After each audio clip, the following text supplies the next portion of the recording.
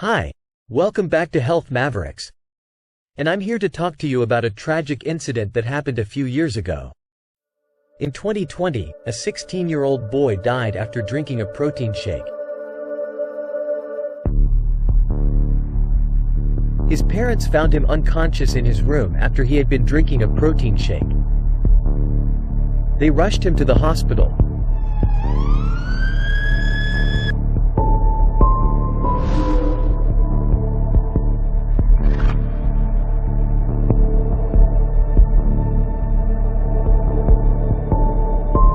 But he died 3 days later.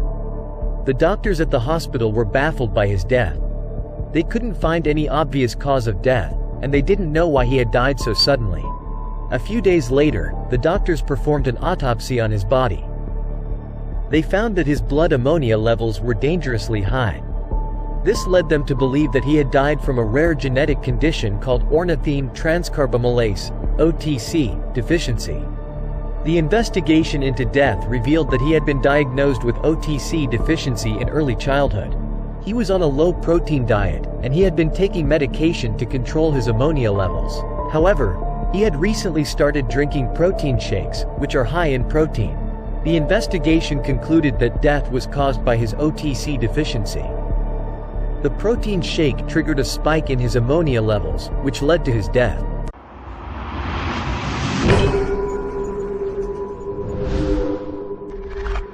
Ammonia is a waste product that is produced when the body breaks down protein. If the body cannot break down ammonia properly, it can build up in the blood, which can be toxic. Ornithine transcarbamylase, OTC, is an enzyme that is involved in the urea cycle, which is a process that the body uses to break down ammonia. OTC deficiency is a rare genetic condition that causes the body to be unable to produce enough OTC. People with OTC deficiency should consume a low-protein diet.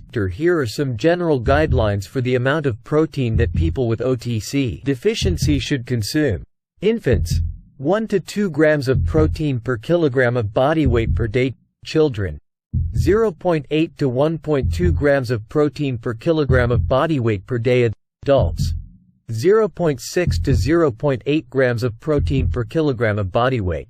It is important to note that these are just general guidelines, and the specific amount of protein that is safe for a person with OTC deficiency to consume will vary depending on the individual circumstances. Here are some additional things to keep in mind for people with OTC deficiency. Avoid foods that are high in protein, such as meat, poultry, fish, eggs, dairy products, and beans.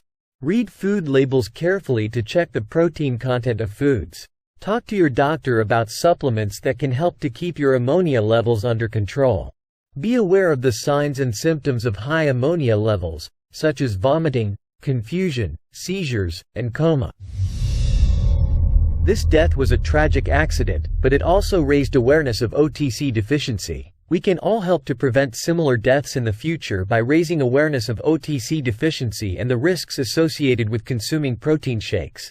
Join us in spreading awareness about OTC deficiency and the importance of proper medical management. Together, we can save lives and prevent such tragedies from happening again.